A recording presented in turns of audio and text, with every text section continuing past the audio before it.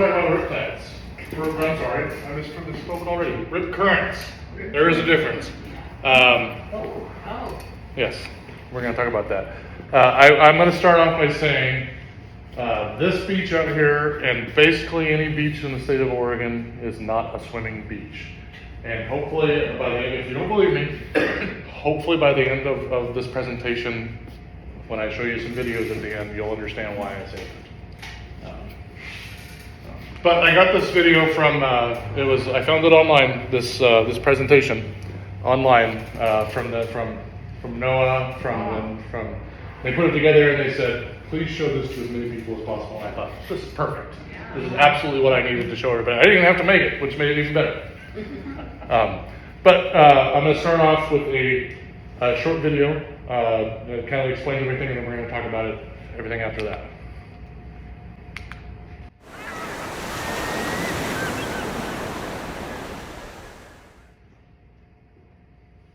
A rip current is a narrow, fast-moving channel of water that starts near the beach and extends offshore through the line of breaking waves.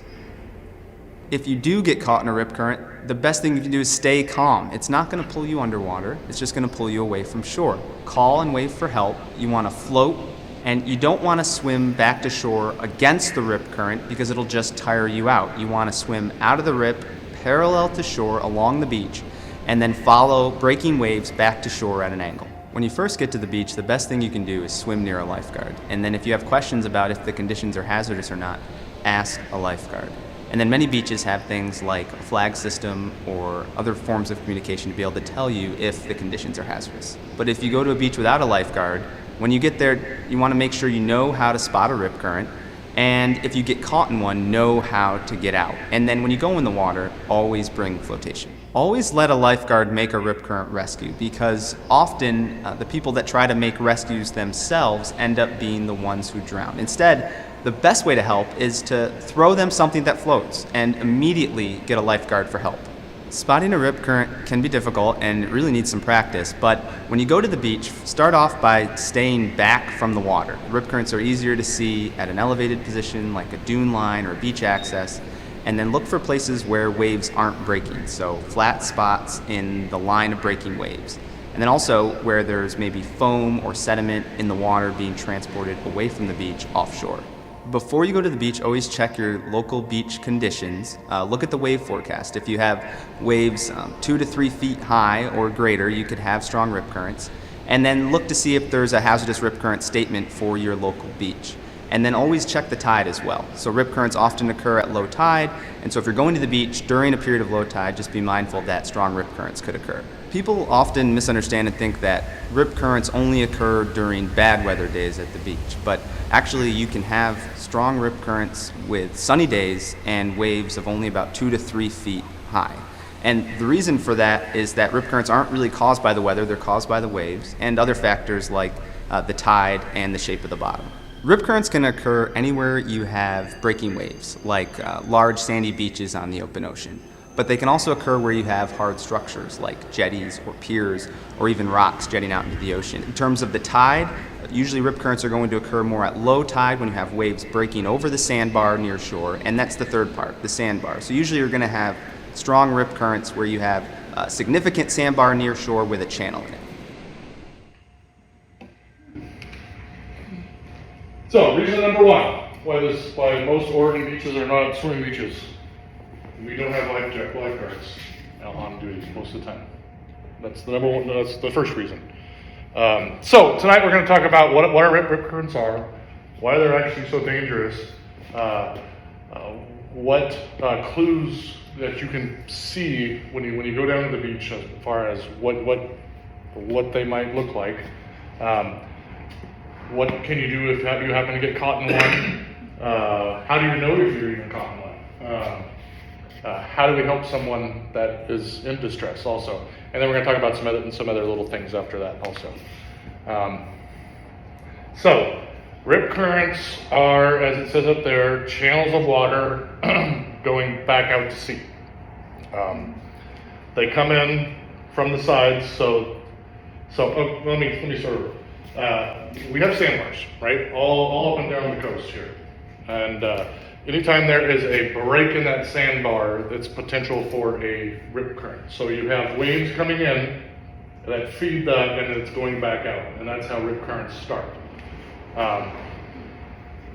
We have, and I'm going to show you later, we have a lot of sandbars out here. Is there one place that has more of the rip currents that you consistently notice, like in front of? I'll show you let me show you the video. When we get to the video, I'll show you. Okay. Yeah, we have some really good drone video from this right here. So, yeah.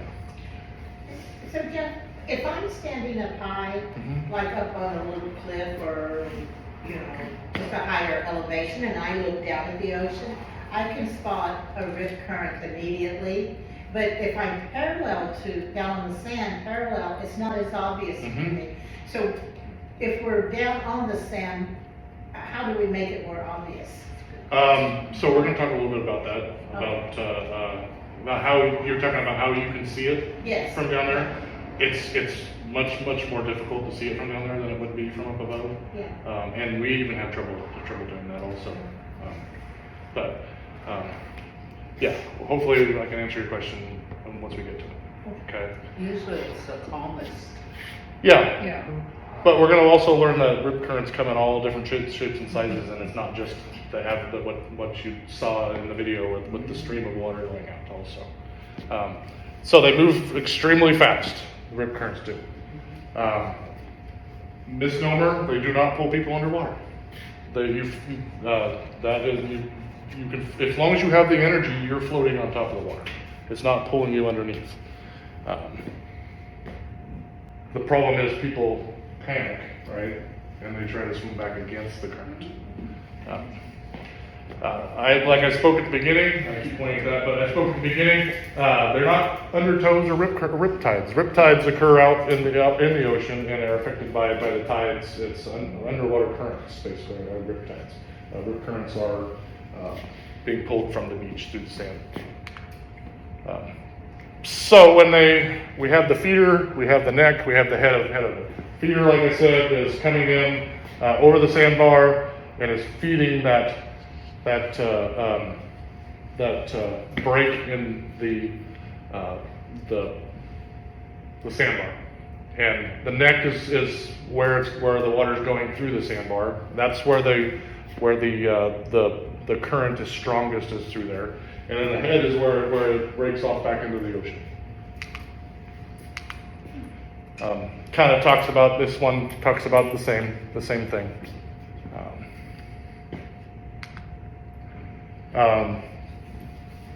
Can occur at jetties a lot of times.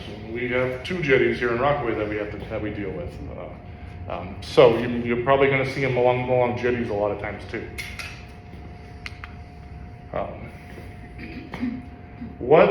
So this is a very large rip current here, and they highlight in yellow down there the person standing there, just kind of giving you an idea of the size of the rip current.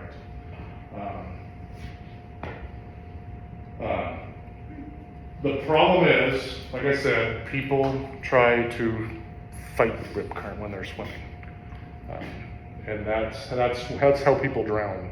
Is they panic, and our instinct, our human instinct, is to turn around and go back the way we came, right? But that's not how we're supposed to do it. Also, we have most of our water rescues here on nice days, so it doesn't have to be bad weather. People don't go out, well, they do go out in the ocean when the weather's bad, but most of the time the weather's beautiful, sunny, nice day, and so it's not affected by the weather at all. So, Jeff, yes. our rip currents, are they all about the same in diameter? Mm-hmm. All different shapes and sizes. Okay. Yep. So how do we spot a rip current? So we're kind of answer your question right now. So the obvious one is this one right here, where you can see that dark water. It's nice and calm going right through there. You can see that channel. If you get down there or up above and you see a channel of churning, choppy water, also, it looks like a foam going out to sea. or seaweed or debris going out to sea, that can give you an idea. If you see difference in watercolor, so you can see it on this picture here, darker water in the middle represents deeper and a channel basically going back out. So let's do a couple exercises here. Where do you think the rip current is in this picture? Your B. B, right. Yep, so there's a difference in the color of water there. And then that's an overhead view of beyond the break there. You can really see where the sediment is being pushed out to sea. What about this one? These get easier as we go. C. Yeah, so that one's pretty obvious. That is your, if you had to show somebody a picture of rip current, you'd probably show them that picture. But just look at on the beach, the size of the people compared to that rip current. It is enormous. Yeah. What beach is this? Most of these pictures are from Southern California. Yeah. There's another very typical one. This one's in San Diego. B. B, yep. Pretty obvious in these pictures that it's B.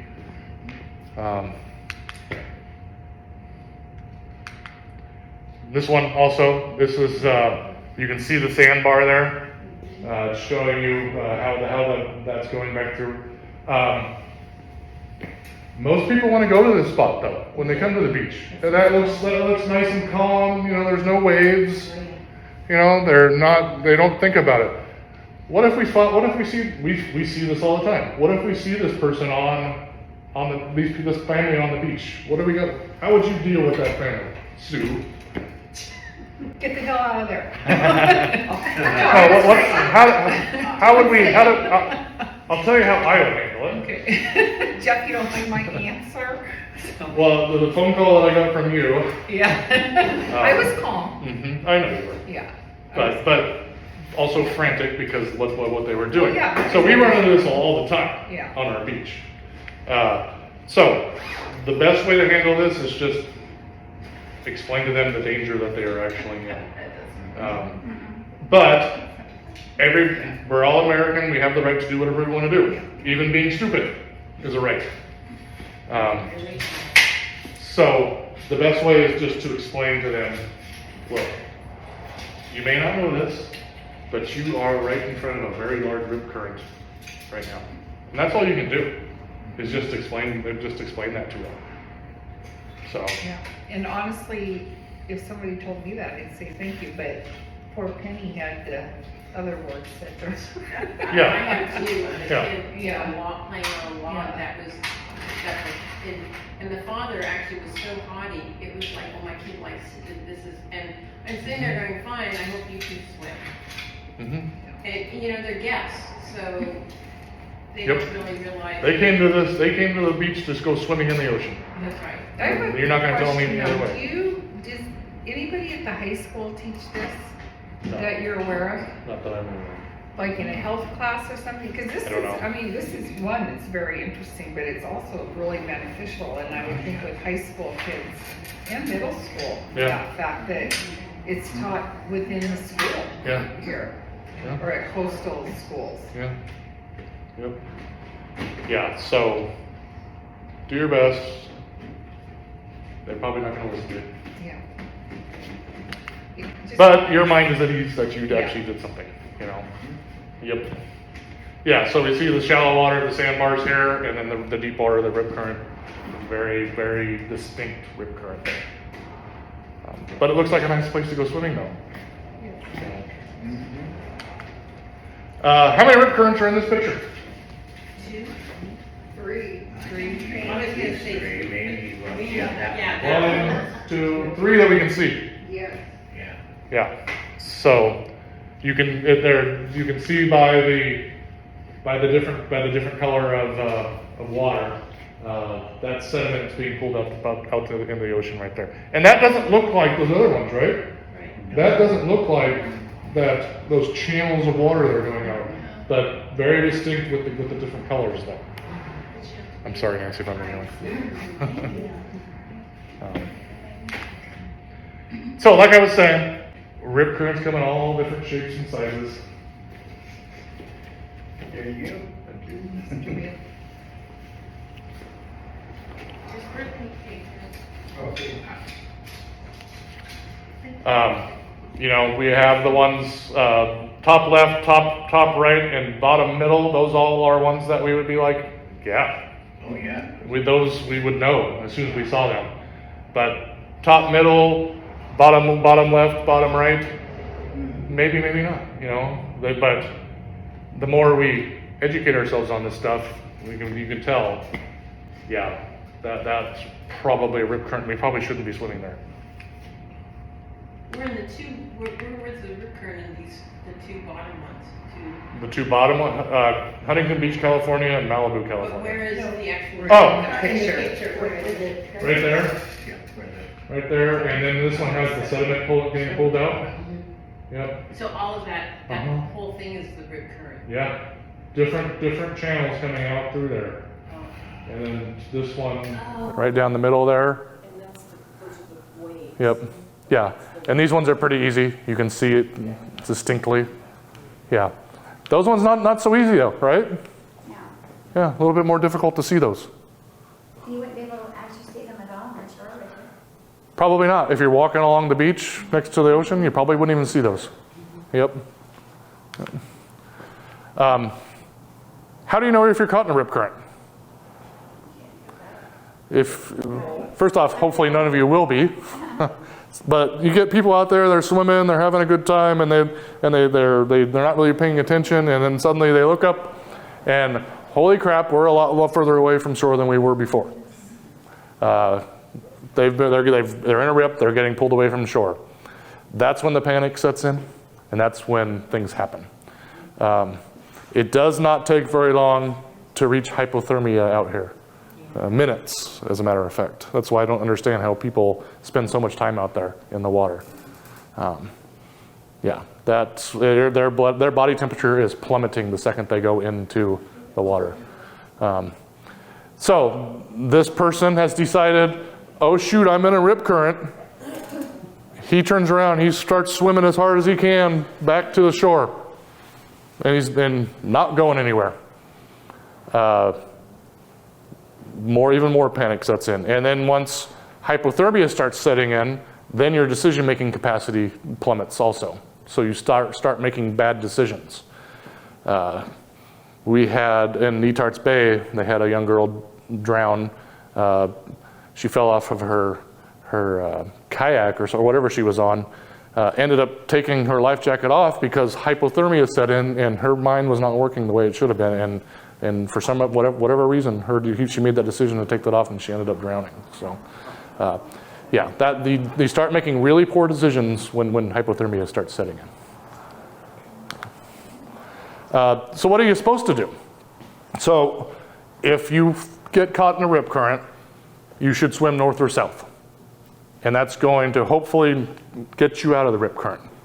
And then those waves, and then once you get out of the rip current, the waves are probably going to help you get back in because it's coming into shore where the rip current is going out to shore.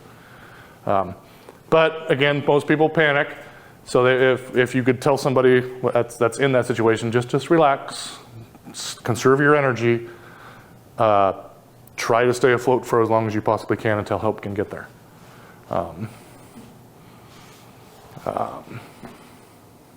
Yeah, we had one many years back. It was a guy that was either an Army veteran or an active Army person, and he knew exactly what to do. So he got in the rip current, and he basically rolled up in a ball to conserve his energy and keep himself warm. And he was out there for a very long time, probably longer than anybody we've ever had, just because he knew how to conserve his energy while he was out there. Can they feel it when they get out? I would imagine yes. So once you get out, you're not being pulled anymore. Right. Yeah, it's probably, I don't know, I've never been in one. Yeah. I mean, we could probably do it under control, but it still scares me. Yeah. Yeah, because like when it hits the head of that, then you would think that Yeah, that's where they can. yeah, then once you actually get out to the ocean and get out of it, yeah, but by that time, you could be way out there. Yeah. It dissipates after a while. I was a Yeah. scuba instructor in Southern California. Yeah, So I've been in plenty of rip currents on surface. Have you? Yeah. Not on the DC on, but yeah, it'll just take you out and it just dissipates. Yeah. Yeah, but by that time you could be a long ways out there and you've used all your energy by that point, and yeah, absolutely. So how do we help somebody though? So first off, don't put yourself at risk. I know that is easy for me to say. If I was a father and one of my kids was out there, there was no way I'm standing on shore watching them drown. And unfortunately, we lose multiple people that way all the time, going out to help. So I have to say, don't put yourself at risk, but I understand it if you do. Don't have an option of a lifeguard, so what do we do then? Get on the phone, call 911. Get us coming, and then gets all the resources coming, Coast Guard, everybody else that can help save you. If you have something you can toss out there to them and try to get it to them, do that. But our safety, I always try not to become a victim also. That's what I try to tell people. So would you, if when they're going out, and let's say it's just a really gentle port going out, like Tai Chi going out to the ocean, you could yell and say, stay calm, and turn to your right or left. Yep, you're like, go that way, And go that start way. swimming that way, so even if it's like this long and they're here, they could actually, if you say go right or left, they could actually go swim. It would take them like that, and then they'd get out. Yep. And I will tell you, during the summer, this ocean does have a southerly flow, so going south might be best, Oh, yeah. rather than north. You could use, this is when you could use the ollie. Yeah, that's where we would, Nehalem Bay is on their way with their jet skis also, and the Coast Guard's on their way with their boat and their helicopter. So the best thing to do is just try to stay afloat until somebody gets there to help you. Approximately how long does it take a Coast Guard boat to get from Garibaldi here to Rockport? Ooh, good question. I would say more than 10 minutes. Oh. Yeah. You have to get out of the bay. That's actually kind of a question to dovetail into her question. So Yeah. on big rescues, I just heard rumors about how the Garibaldi lifeguard station, the Coast Guard station is not really that adequate, that they usually send from Astoria. Yeah, the helicopter comes from Astoria, and that's going to take, that could take up to 20, 30 minutes probably. Yeah. So if there's a vessel that went down, or there's somebody caught in a rip current, somebody drowning, they get dispatched from Astoria or Garibaldi? Garibaldi and Astoria. And it's okay. Yeah, the 47-foot boats coming from Garibaldi, and the helos coming from Astoria. Okay. Yeah. Yep. Yeah, so the best thing to do is just try to keep yourself afloat for as long as you possibly can. Were you here when the boat capsized on the rocks of the South Jetty a few years ago? Did you live here then? Yeah. Yeah. I worked on the ambulance at that time too. Did you? Yeah. So, yeah, that was a bad day for It was. for everybody involved. But the Coast Guard, I was just so amazed at the job that they do. Oh yeah, they do amazing. We see them out here every week doing training just for this exact thing. Yeah. If you ever see them out here and there's a boat and a helicopter, 99% of the time it's going to be there. Going to be training. They've just been awarded the 34th Coast Guard city in the nation. Yeah. Garibaldi or Astoria? Garibaldi. Garibaldi, okay. I think Astoria probably already was. Yeah. Kate disappointed or not. Yeah. Other tips you need to know: don't go out in the water unless you know how to swim. We deal with that a lot too, though. You know, oh, I probably shouldn't have been out there. I don't know how to swim. Swim near a lifeguard. We don't have lifeguards, so don't go swimming out there. Don't go out there alone.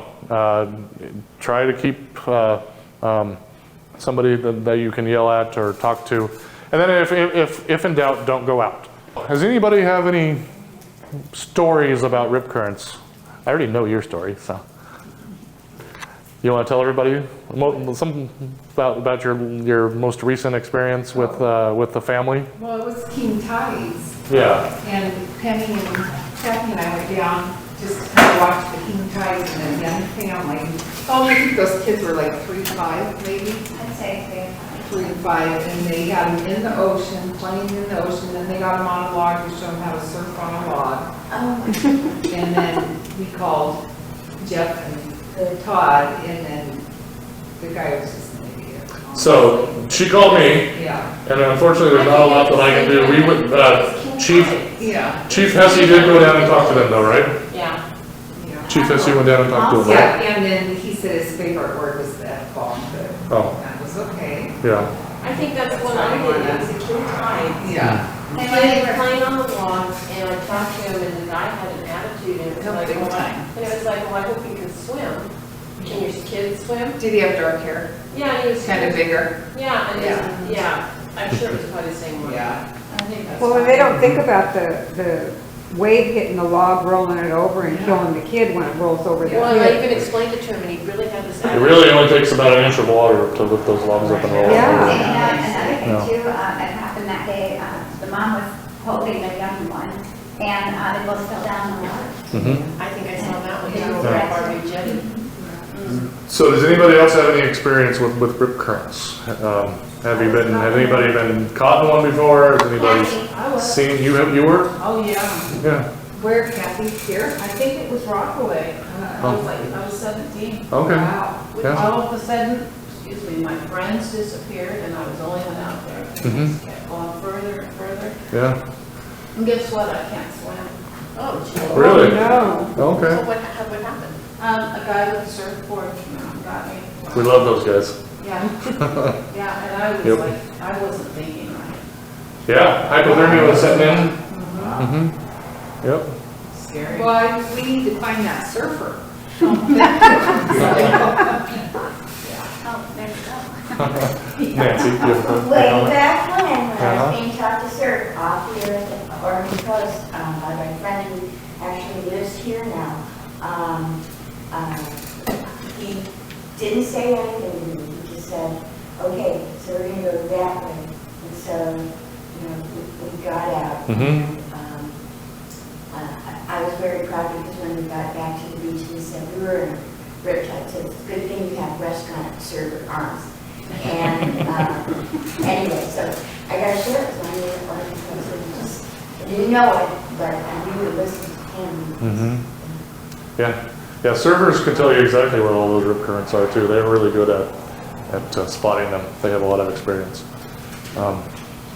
Anybody else? Just one thing to touch on the Yeah. hypothermia issue. I looked up years ago for some friends who were in a warm part of the world. Uh-huh. Our water here is about 49 degrees Fahrenheit, almost year round. Mm-hmm. And the corollary to that is water is 14 times denser than air. So your body temperature will drop 14 times faster in water Mhm. than it will if you're standing out at the beach. Yeah, So yeah, that's some sobering statistics. yeah. It just takes minutes. I can't remember off the top of my head exactly how many minutes, but it's not very many. Yeah, Yeah, I would guess less than 10. It was one of those things that came up in paramedic school. I can't remember it anymore. Yeah. So yeah. So Is it better Hopefully. for our body? huh? Like if you're heavier in hypothermia or not? Is that just? I don't know. I have lots of padding. I don't know. Well, that That doesn't matter. It doesn't, okay. No, it doesn't matter. Okay. Yeah, no, it doesn't matter. Yes. It's not, we can't take the whales and then to, the whales have the blubber that keeps them warm. Yeah, so if you've taken anything away from this, just if this is not a swimming beach here or anywhere in Oregon. It's a surfer, they can be surfers' beaches, absolutely. Scuba divers also have experience with this stuff. They know a lot more than your average family that comes over for a weekend visit from Portland. It's scary anytime I see any people out on the beach. And I go out on these, we call them beach patrols, where we drive up and down the beach, and just seeing the amount of people in the water just scares me, because they just don't recognize the danger that they're in until it's too late, and then they want you there right now, get out there and save them right now. And okay, we're doing it, but yeah. Well, now, short stance is well known for surfers Mhm. and classes on surfing. Yeah. Do they have rip Uh-huh. Do they? Absolutely. Everybody They've been having a lot of 911 calls. They've had a lot of drownings there recently. Yeah. Oceanside surfers. I wonder Huh? why Oceanside has. The drowning that I had when I was working on the ambulance there was, I think the person fell off their surfboard and hit their hip. So, yeah. Usually the neoprene wetsuits are buoyant. Yeah. So they don't. Yeah. Well, this person just washed up on shore, and then nobody saw what happened. So, yeah. I'm surprised that I don't see many people wearing wetsuits. Nobody does. The warmth factor, but also the Yeah. buoyancy factor, you know. Yeah, nobody does. The surfers do. They do. Yeah. But we kind of have a saying in the fire service that vacationers leave their brain at the summit of Highway 6. So, And in defense of tourists, here, they just simply don't know. I moved here 14 years ago, but I moved from the Midwest, and water is warm, Mhm. and there's no rip currents, and I couldn't even visualize what people were saying to me, Mhm. you know, when they would try to warn me. Yeah. Like my friends and relatives who had lived here a long time would try to warn me. I couldn't even visualize it, so there's no excuse for the guy who was rude to, right. you know, sue and Indians. Uh-huh. He's happy. But I just don't think they understand. They don't understand. And the $1 million question is, how do we make them understand? Well, I think the 911 is after, I'm pretty certain we had the same guy, and it was king tides, and Mhm. he had kids, and they were playing on logs, and he really had an attitude, so I think the 911, have you guys come because it would respect. But he didn't. He didn't, He didn't. but He didn't respect No, that either. No, he flew the F-bombs at him. you know, How did we all need him? Is there a correlation between the ocean contour that's creating these rip currents and sneaker waves? Oh, yeah. well, It's so flat, that's why all these sandbars, they're so flat, that's why we get such. I don't know I don't know the origin of sneaker waves. That was my problem. So, Bill, do you know? Yeah, I kind of do. It's deep ocean currents that come in, and if you've ever seen a sneaker wave come in, you'll notice that it's not a 5 or 10 foot high wave. It's only 2 or 3 feet high, but it looks like it's rolling over the top of the water and just keeps on going. Yeah. And the motion, the momentum that came from deep ocean is what carries it up. And it only happens when you have these deep waves out in the ocean. The same thing that happened up in Alaska, where they have these massive sneaker waves that are 10 or 15 feet high. But out here, they're slow, but they move all the way up the beach. So the bad answer to your question is I don't know, but I don't think they necessarily, rip currents can occur anytime, sneaker waves can occur anytime. I don't think they have anything to do with one or the other. That's for the next presentation next week. Sure. More work, thanks. Can you talk about what the difference of a riptide is? So riptide, I brushed over it real quickly. It's more out in the ocean. It's a current that occurs due to the tides. Out in the ocean, yeah. It doesn't have anything to do with going through channels in the sand or anything. More felt underwater. Underwater, yeah. So boats can go through it? Yeah, yeah, yeah. Yeah, it doesn't have anything to do with shallow water or sand or anything. Yeah, yeah. Does anybody else have any questions or comments or anything? That would be nice if we could get. I have a lot more videos, but I didn't want to put them all. I didn't want to show them all. I do have a question. Do you know why state parks doesn't post more signs warning of rip currents? When they were telling their stories, I haven't been in a rip current. Yeah. But one time I was at the beach at Rehoboth, Maryland. The water was warm. Myself and hundreds of other people were swimming one day. The next day I ran to the beach, and there were like these sandwich boards or A-frames, just like every few feet, saying stay out of the water. So I would absolutely love to do something like that, but the liability that would come with that, if you put up a sign here and somebody drowned over here in a rip current that you missed, then the liability would be huge, unfortunately.